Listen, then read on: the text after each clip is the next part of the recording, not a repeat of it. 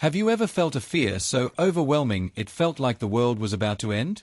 Like a simple lift turning into a prison. Or getting asked to speak in public becoming your worst nightmare. Even just looking over a balcony on the third floor making your whole body freeze. If you've ever been through something like this, take a deep breath. You are not alone. Today, we are going to talk about that moment when fear crosses the line, when it stops being a normal reaction and turns into something that controls you, paralyzes you, and steals your freedom, phobias. And most importantly, how you can face it and win. Stick with me right to the end, because this video might be exactly what you, or someone you love, needs to hear today.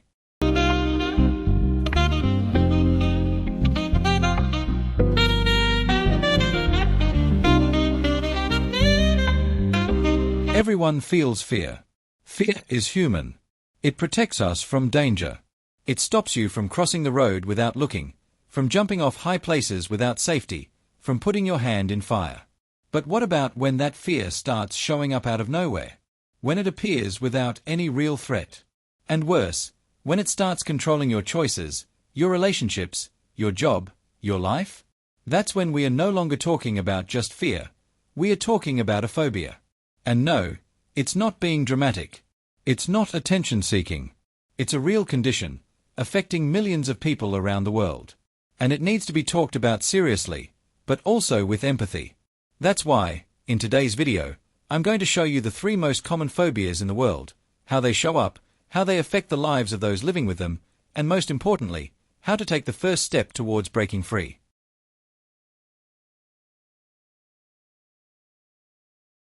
Picture this. You're in a room with a few people. Nothing major, right? But for someone with social phobia, that simple scene feels like standing on stage with all the spotlights pointed directly at them, waiting for the first mistake, the first stumble, the first sign of weakness. Social phobia is a paralyzing fear of being judged, rejected, or humiliated in social situations. It's way beyond being shy. It's a very real fear that causes physical symptoms like excessive sweating, racing heart, shaking, dizziness, nausea, and an overwhelming urge to run away. People with social phobia usually avoid any situation where they might be exposed. They won't speak in public, they avoid meetings, skip parties, dodge gatherings, and hate interviews. This can affect their career, their studies, their relationships, even their self-esteem. And the cruel part is, from the outside, hardly anyone notices. They might seem antisocial, distant, or uninterested. But inside, they're fighting a war just to appear normal. Sometimes this fear starts in childhood, after being exposed to criticism, bullying, or embarrassing situations. Other times, it builds slowly, after years of trying to fit in and never feeling good enough. The mind starts whispering things like, "Just stay quiet. They'll laugh at me. I'll look ridiculous." And before you know it, the person starts fading away just to survive. But here's the truth. Nobody should have to hide who they are to be accepted.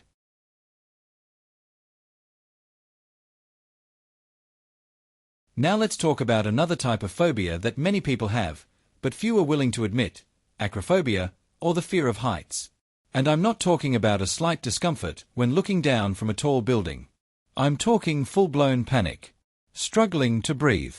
Cold sweats, shaky hands, racing heart, and a feeling like death is coming, just from walking up a flight of stairs or looking out a window on the 3rd floor. Acrophobia is one of the most common specific phobias in the world. It can limit travel, fun experiences, job opportunities, and even social life. And the worst part is, the more a person avoids facing heights, the stronger the fear becomes. It's like the brain sets off a red alert anytime it detects the word up. Sometimes this fear begins in childhood, after a fall or a bad experience. Other times, it just appears out of nowhere. But the impact on a person's life is always real, and often invisible. Some people miss out on amazing trips because they can't get on a plane. Others turn down invitations to rooftop parties, apartments with balconies, or lookout points. Some even avoid escalators in shopping centers or train platforms. And while it might seem irrational to those watching from the outside, to the person feeling it, the fear is absolutely real. The body reacts like it's facing a life-threatening danger. Even if everything is safe, even if logically nothing bad is going to happen, the mind switches to emergency mode. The sense that something bad is about to happen is so powerful, it overrides all reason. Living with acrophobia often means living with guilt and frustration. The person wants to join in, wants to be normal, but the fear shows up and takes control.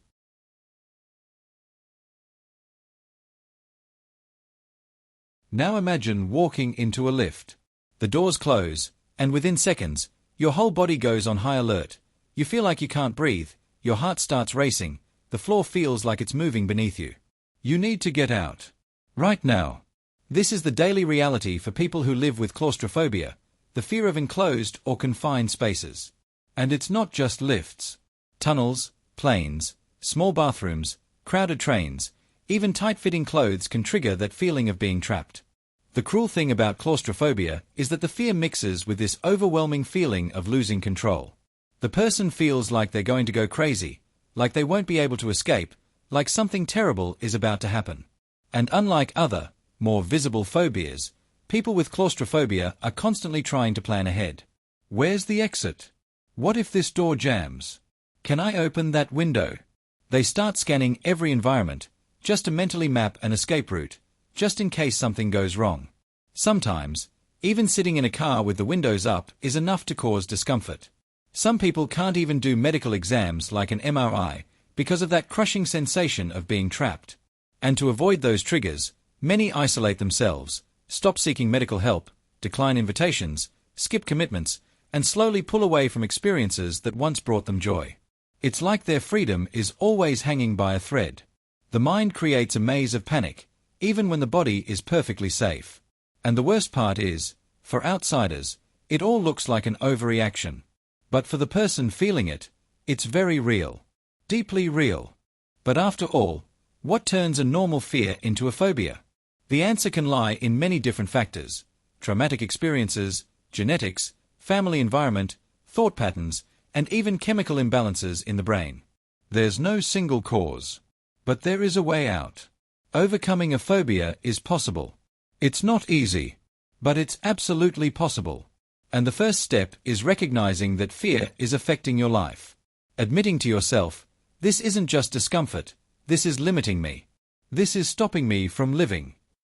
After that, seeking professional help is essential.